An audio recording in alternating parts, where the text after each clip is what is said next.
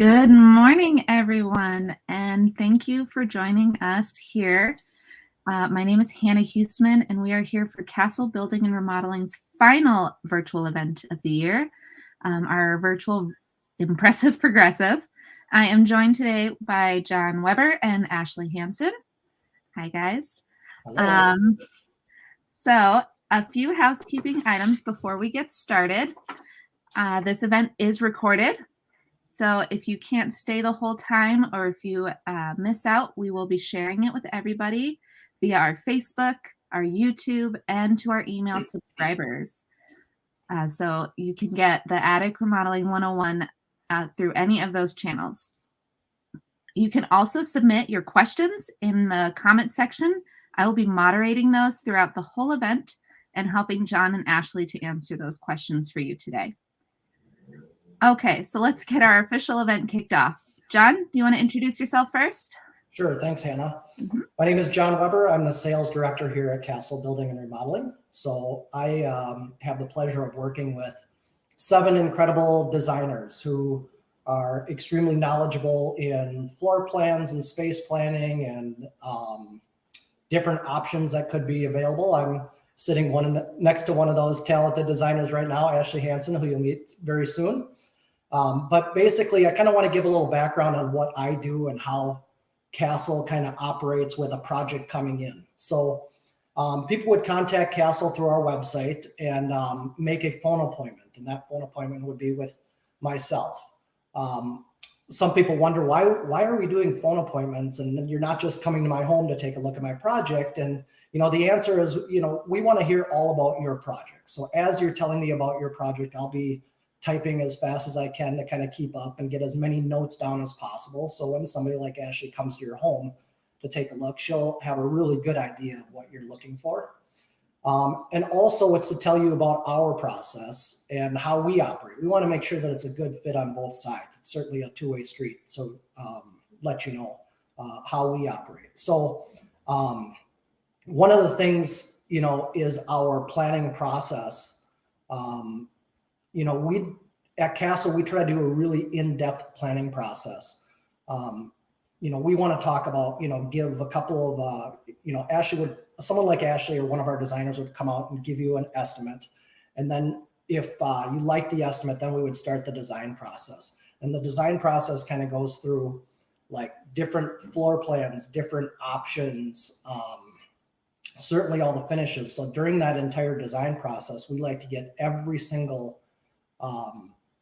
selection made, all the way down to the grout color and the toilet accessories or all the different odds and ends that go into your project. We like to have finalized before construction starts. That's a little different than some other contractors do it. Sometimes they're, getting the floor plans ready and things like that, and then kind of working through selections. We like to have them done up front because we think that it can be a more timely construction process. We don't want to overstay our welcome at your home, that's for sure. So we like to have all that planning up front and then go from there. Also during the phone call, we talk about costs. Costs are certainly a big factor, along with, what are our needs as a family? Our family is growing. We have lots of people come in from out of town. We need an extra space for them to be. So we have conversations like that, and we certainly get into costs. On our website, there is a project cost section. When you go on it, you can see about 60 different types of projects, from kitchens and bathrooms, additions, miscellaneous projects, basements, whole home remodels, and certainly attics. Attics is the topic that we're talking about today. And attics can have a wide variety of, costs associated with them. So, once we talk about your needs and how you want to use your attic and things like that, there's kind of, 3 general options with attics. Are we going to use the existing structure? So we're not going to do any expansion of any kind. That tends to be a little less expensive to just use the envelope of your existing home. But sometimes people want to add a couple of bedrooms or things like that, and that usually would require a dormer. And a dormer, adds significantly to the cost because we are, dealing with structural issues for sure, roof lines, certainly framing and things like that. A lot of times we're kind of making some structural repairs to even the existing portion because we're expanding that roof line. So sometimes when we're talking about, people say, well, I want to add a dormer. I say, like, boy, that, if you go on our cost sheets, it'll show you that it adds, $60,000, $70,000, $80,000, sometimes even higher depending on circumstances. And you see people like, whoa, you get kind of shocked by that. But I think once they see all the odds and ends, which are plain and simply right on our website, then you can kind of see where all those costs go. So the third option, I talked about the existing envelope and the dormer. The third option would be to take the entire roof right off and build a second level. A spreadsheet for that is in our additions category, but that is something that we talk a lot with people about when it comes to attics. Like, hey, I'm not able to achieve what I want to. What are some other options? Well, an option is to literally take the roof off, build a full height second level, and then we have a lot more options, obviously, with gaining that space. So that's kind of how I operate as a first point of contact and the types of topics that we get into. I know Ashley will go into a little more depth on some of those things, but I'll turn it back over to you, Hannah. Awesome. Thank you, John, so much. And yes, we have so much information on our website under the project cost tab. We also have our portfolio and in-depth examples of all kinds of projects that we can accomplish. I feel like there's probably not a challenge we have not met that we couldn't accomplish. So go on there, check it out, submit your questions down below for John, and we'll make sure he answers those here in a little bit. But I'm going to turn the mic over to Ashley so she can talk a little bit. You might be familiar with Ashley. She has actually been a host on our virtual events a couple of times. Our most recent one was in April, where she showed a beautiful condo, a kitchen and bathroom model. So Ashley, I'm going to hand the mic over to you. We'll talk more about attics. We'll get in depth on some pictures and some plans. And then I think you have a video for us at the end of a really beautiful attic. Hasn't been added to the website yet, so nobody has seen the transformation. So it's big debut today. Ashley, let's turn it over to you. Thanks, Hannah. Like both Hannah and John said, my name is Ashley Hansen, and I'm one of the people who continue working with owners after their initial phone call with John. So if during that initial phone call, it's decided that a home visit is fitting, I visit the home, meet the owner, and assess the space. So when talking specifics about attics, it's my job to determine what type of project will accomplish the owner's goals and the budget. We're going to pull up, Hannah, if you'd pull up the picture we have to show 3 types of projects, which are most common. So on the left side of this visual, you see an example of a project Castle's completed, which was an attic we remodeled within the existing space. So we kept within the existing shell, meaning we kept within the existing walls and the roof. So the before and after of the outside is the same picture. And then looking to the 2 middle pictures, top is the before, bottom, middle is the after. And this past project we completed was one which we added a dormer. And then the third type of attic remodel, like John's mentioned, is when we actually tear off part of the roof or the entire roof and build up an entire level added onto the home. So with that, I would like to just get into a little bit more detail of each one specific to these past projects we've completed. Before we talk about that first type of project where we stick within the existing footprint of the house, we're going to first talk about the second and third type of project. And the reason for that is we're going to, towards the end of this, we're going to show that virtual video that we pre-recorded showing an example of a project we had done within the existing shell. Having said that, let's just talk about the second type of project where we'd add a dormer. And Hannah, if you pull up the before floor plan of that home that we'd shown the exterior pictures of, I'll explain what went into that initial home visit where it was decided to add a dormer. Looking at the top right of this floor plan, it shows what the attic had been like. So on the far right, that shows the stairs, and then the dark shaded part of that visual is actually space that was unfinished, and it has too low of a head height to actually be livable space. So it was just storage behind what's called knee walls. And being we really only had what's the white section in the middle, which could be livable space, we actually couldn't keep within the existing walls and the roof and achieve the homeowners' goals. Their goals were to add 2 bedrooms and a bathroom to their home within the attic space. So Hannah, if you'd show the next floor plan, which is what was actually built.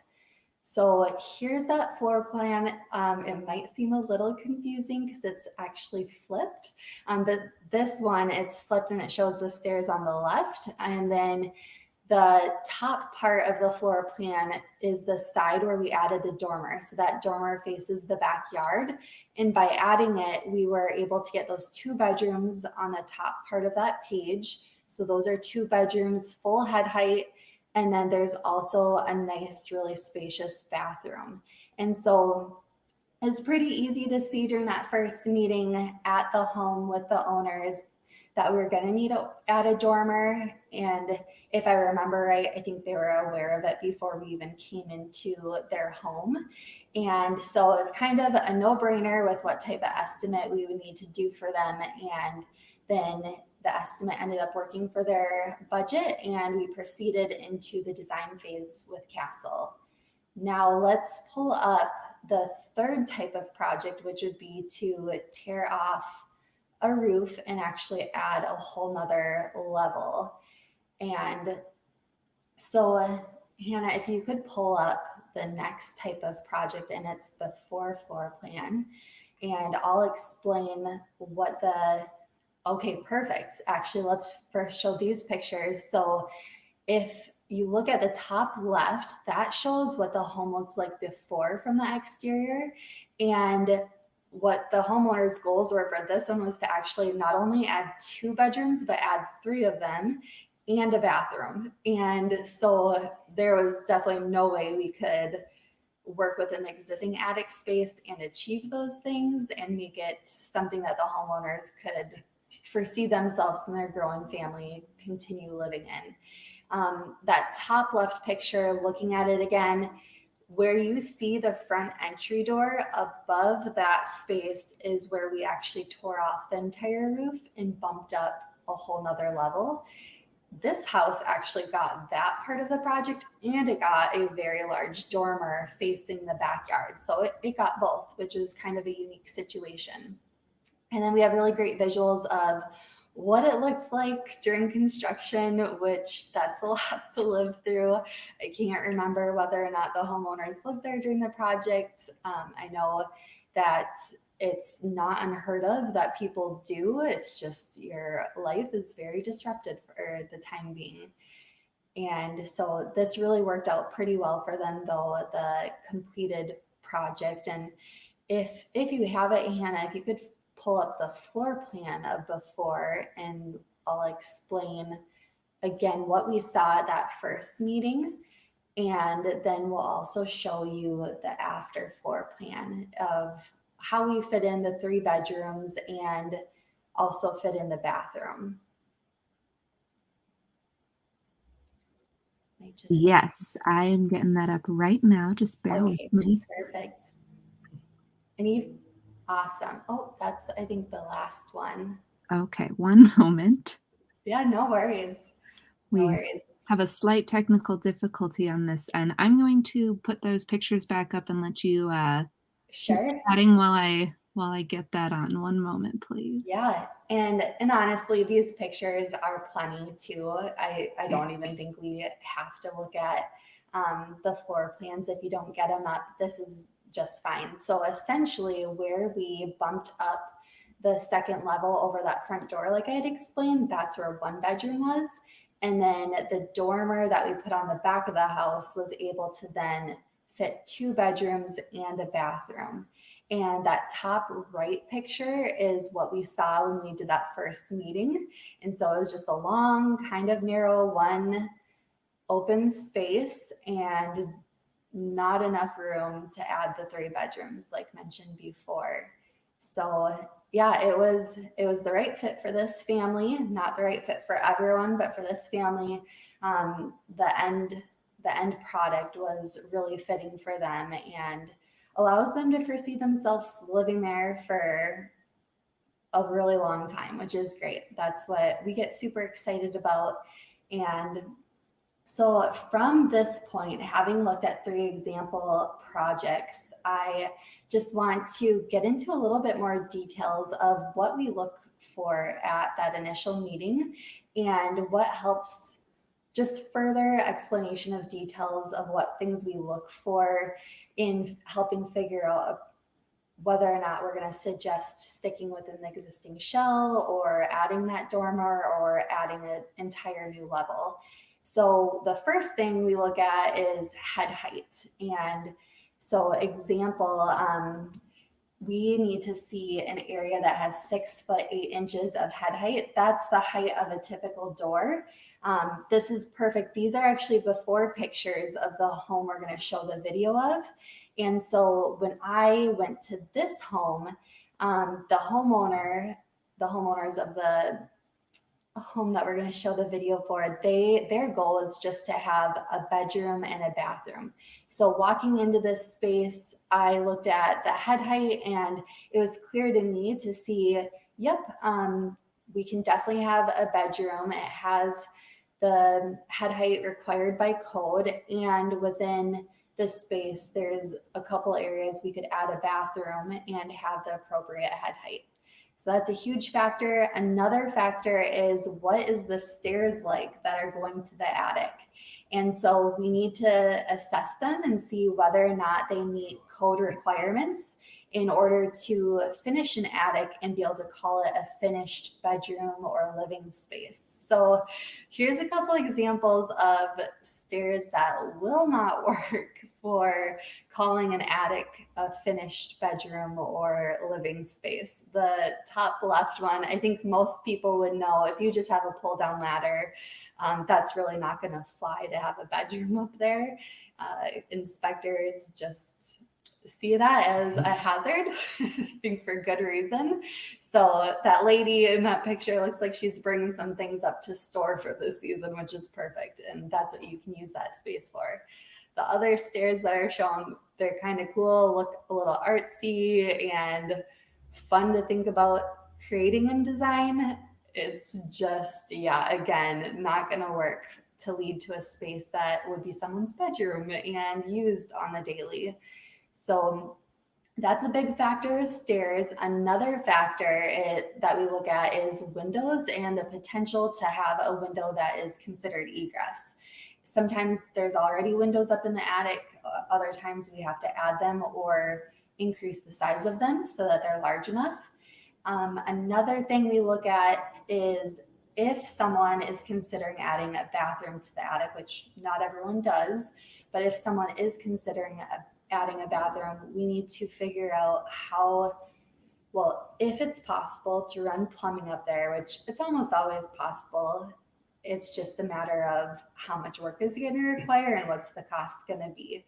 So being that typically homes, the entire main level is finished, sometimes we have to open up a wall on the main level or open up a portion of the ceiling to get our new plumbing lines up there. And so we figure out what would go into it, and then that also helps determine where a bathroom could be located in the attic. And sometimes for people, if cost is a big thing, we're trying to figure out where can a bathroom be located for the least amount of cost. And that's another factor. And then let's see. Yeah, those are the big things that we look at. And so at this point, I want to talk a little bit more about the project we're going to show the video for. And Hannah already showed some before pictures of that space. And having walked into it, like I'd explained, it had the appropriate head height. And then another thing that I looked at was the windows. And then two, wanted to look at heating and cooling. So for every project, we want to see what's the potential for heating and cooling the attic. Many people have experience with attics being too hot in the summer and too cold in the winter. And so sometimes in these older homes, there's not even supply vents already up there. So again, like the plumbing issue, we have to figure out how to run them through the main level and get them up to the attic. Otherwise, an option that avoids that is adding something called a mini split. Those are things we think about for this home that we're going to show you the video of. We remodeled the space and keeping within the existing roof and the walls, and that was a perfect solution for these owners. They were really looking to just have a bedroom and a bathroom up there, and it could hold those spaces or afford to have those spaces within the existing footprint. When we entered into design for this project, I wasn't 100% sure where a bathroom could go. I had a good idea, and so I drew up two options of floor plans for where a bathroom could go. This floor plan that you currently see on the screen, this is what we ended up building. Towards the bottom left, there's the bathroom that we added. So that was one of the options that we considered, of course. And then we did consider another option, which would have had the bathroom on the far left towards the middle of the home where there's another window. And so I first met the plumber. Well, one of the first meetings is I met the plumber at the home without the homeowners involved, and I showed him the two ideas I had for where to put the bathroom. And he and we went down in the basement, looked at where the main plumbing stacks are, walked in the main level, figured out how we could get some plumbing ran up to the second floor, and then really got an assessment of, I just wanted to hear from him what is feasible. And for this project, he gave his blessing for both floor plans. So that was kind of fun, because then the next meeting I met with the homeowners at their home, showed them the two options, got out the trusty blue painter's tape, taped out the floor plans on the floor of where the walls could potentially be, walked around the space a little bit, and pretty quickly they decided that they wanted the bathroom where we put it. And so from there, kind of just hit the ground running with moving forward with that floor plan, and then getting into selections of tile, flooring, paint, cabinetry, all of that. And so yeah, the finished product ended up working out really well, and it's a space where the family can grow into, and for the meantime, they'll use it as a kind of a guest bedroom and bonus space. And I think at this point, it'd be good to show you the video that we have put together of this home.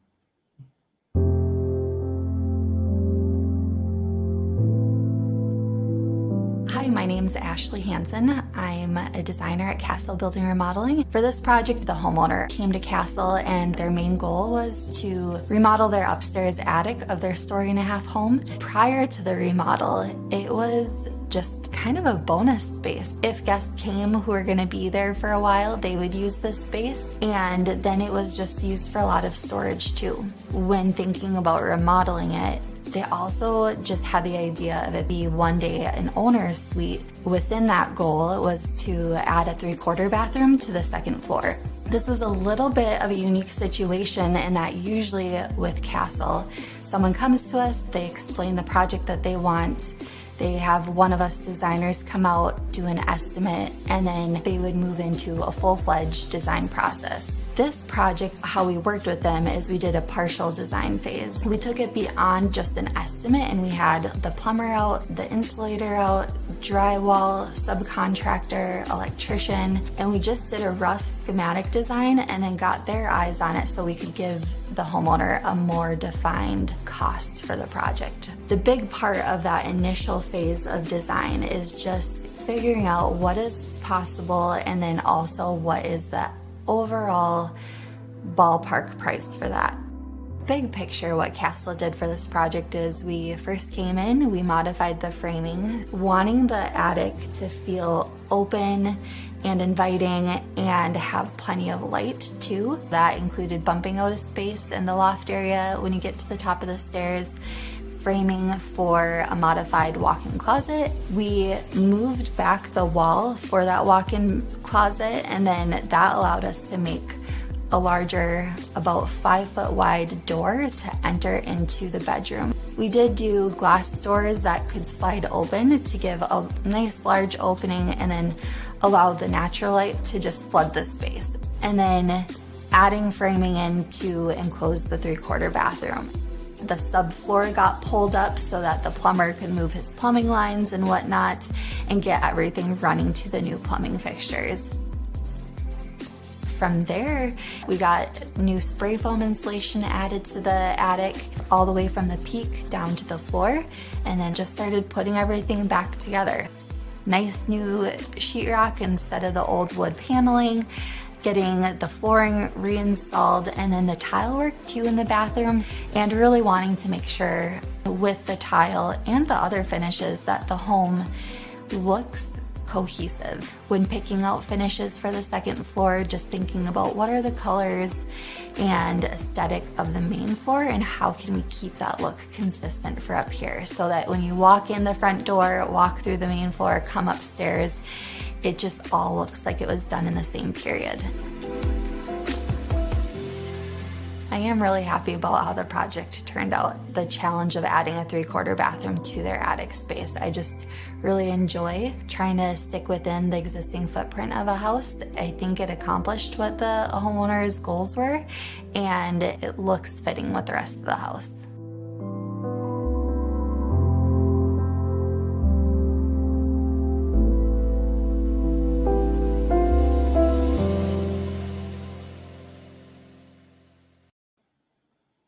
Nice job, Ashley.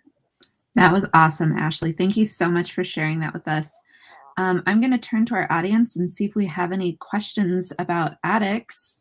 Let me just check real quick. In the meantime, I was curious, how often do you guys find that we are staying within the existing footprint rather than doing something bigger like a dormer or a full add-on? For me, on the initial phone calls and things like that, I don't know if I could like accurately give a percentage or anything. A lot of times it's kind of brought out through conversation. Well, Sure. I want to, I need a couple of bedrooms. Okay, well then to get that extra space, and we talk about ceiling heights like Ashley said and things like that, to get that space, we're probably going to have to do some sort of add-on, whether it's a dormer or a second level. So a lot of times it just kind of comes out in conversations. Okay. Kind of along those lines, I also get a lot of phone calls when it comes to attics of, hey, my attic is finished. In fact, that's currently where we sleep. We just need a bathroom. Can we find a way to put a bathroom up there? Yeah. So that's also on our cost sheets. I think that's in the bathroom section where it talks about adding a bathroom to a main level or second level.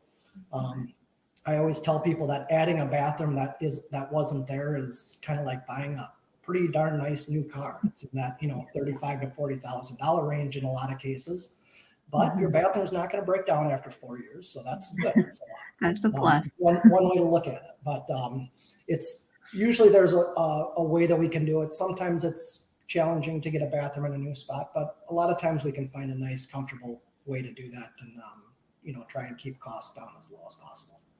Awesome. We do have a question over on YouTube from Doug. Doug wants to know, what are your thoughts regarding applying closed cell insulation to the underside of the roof deck for an existing space renovation of an attic in a 1.5-story home. Are there any potential downsides to that? Yeah. So personally, that to me is the way to go. I would hands down recommend that to any homeowner. And the only time I have known it to be a downfall is if someone doesn't do it from the peak all the way down to the floor. So, what I mean by that is sometimes people will just do it from the peak down to the knee wall and then the back of the knee wall. And then in what's usually, this might be hard for some people to visualize, but behind that knee wall then is unfinished space that is getting hot and cold like during the seasons, and it creates condensations, and that is often when people experience ice dams on their house. So there have been times where I've gone to people's homes and they're having issues with ice dams, and if there's like a little attic access door to see within that knee wall storage space, you can open it up. And if I've seen that there is only insulation on the back of the knee wall and not along the entire roof line down to the floor, that's a tell-all to me of, hey, my recommendation would be to at least get that insulation on the roof line all the way down, or have someone go in and do spray foam if they can get in that space and do that. Certainly. And I know on our blog, we have a lot of information about ice dams as well. If you are curious about learning anything more about that, let's see if we have any more questions coming in. Okay, not at this time. So Doug, I hope we answered your question. If not, go ahead and shoot us. Yeah, I know yesterday John had asked a good question, or we were just talking about how often people live in their home during an attic remodel. And yes. So we were just chatting about that and our experience of it. And so in case people are interested or curious, I can explain that. And so really it's dependent on the homeowner too and what their preference is. At Castle, we want to always have it be an option for a homeowner to live in their home. I remember even a year or two ago when we did one of those big projects where we tore off the roof and whatnot, the homeowners lived in it. And so that is feasible. At the same time, sometimes people do move out. I've had a client who did Airbnb of a neighbor's house, and so they could do that, and then they could just walk over in the evening and see the progress on their home. If this isn't usually true for an attic remodel, but for when we're remodeling a home and remodeling their only bathroom, sometimes people will get a gym membership so they can shower at the gym, or maybe they will go stay at someone's house for the most disruptive parts of the project, like demolition, especially nowadays working at home. Yeah. Can be good. And I guess I'd like to just add on a little bit to that. When people decide to make the choice to move out of their home, then we've all heard the horror stories that like, well, I moved out and I made this like month to month type of scenario. And then my contractor made me, keep extending for months, and then it didn't work out. And then I had to figure something else out. At Castle, we give a guaranteed completion date. We do a lot of work in-house, meaning that we have our own crews and stuff that do carpentry, drywall, tile and things like that. So we have a really good control of how the whole process works. So when somebody signs a contract with Castle, we give them a guaranteed completion date, and we actually charge against ourselves a small fee that would get credited back for every single day that we miss. So we try to never miss those dates, that's for sure. But I think that we try to just erase those horror stories that people have heard and just give them a guarantee and say, this is the date that we promise we're going to be out of here. And then give our clients that peace of mind where they know that that's going to happen. Yeah. To go off of that, I've had several people that I've worked with just express their appreciation of that guaranteed completion and the peace of mind that they have with being able to plan their life of when to expect to be out of the house, when to expect to be able to move back in. Me working for Castle, I really appreciate that. Just working for a company that really does want to stay true to their word. They're, just to give an example, we have had somewhat recently a project where when we were doing spray foam insulation, we actually do ask homeowners to stay somewhere else because the fumes of spray foam is not good to breathe in for like the first 48 hours. And so our schedule got a little bit messed up where it happened on a day different than what we had originally planned. And it was a last minute notice to the homeowners like, hey, it'd be best if you actually didn't stay in your home tomorrow. And they made a quick hotel accommodation, and Castle, that was inconvenient for them, and Castle did reimburse for that. So I think that just goes to show like, the quality of service. Yeah. So we take our samples very seriously. Yes. We have another question that just came in. Are you guys able to visually determine whether there is hopefully I pronounced this right, is it vermiculite insulation before remodeling begins? And if not, what special steps are needed to remove that? Sure. Yeah, there's always a way to look into that. And so if there's attic access, which typically there is to get up there, whether it's stairs or just a small little panel at the ceiling, can get a sample, and then we send it in for testing. And it's just $25 to get that test taken, and then be able to best plan for, okay, in a month or two when we're actually doing the build, will we need to get this abated or something like that. If insulation is behind a wall and there's not an access to it, usually I suggest that the homeowners allow us to cut a little hole in the sheetrock and reach in and get a sample. And usually people are open to that because they want to do the remodel, probably going to tear that wall open anyways, and then just to be able to plan ahead and not be surprised once construction is going of, hey, actually there's going to be another charge and you weren't planning for this. So avoiding those change orders ahead of time and being aware of what could happen. Yes, exactly. Awesome. I love that. Let's see. Okay, so I'm not seeing any more questions coming in right now. Just kidding. One just came through. All right, guys, you keep them coming. We're loving these questions. Do you guys recommend testing ceiling tiles for asbestos before we remove them? Yeah, I would say, yep, the same thing. If we're ever in doubt, it's good. It's worth the $25 to get it tested ahead of time. Sure. It sounds like a lot of these tests are pretty easy to accomplish before we have to do any major work, and to help our homeowners avoid those surprise fees, which is awesome. Okay, well, was there anything else you guys wanted to chat about as far as attics go more in depth about any of the projects that we shared today? I guess I would just, hopefully we've come across or kind of brought across all the different options and things like that. And there certainly are many more options. We have 4 showrooms in Minneapolis, as most know. I should say 3 in Minneapolis and 1 in St. Paul. So I get people on my phone calls, and we always ask about the age of the home to talk about, certain things that we see in older homes.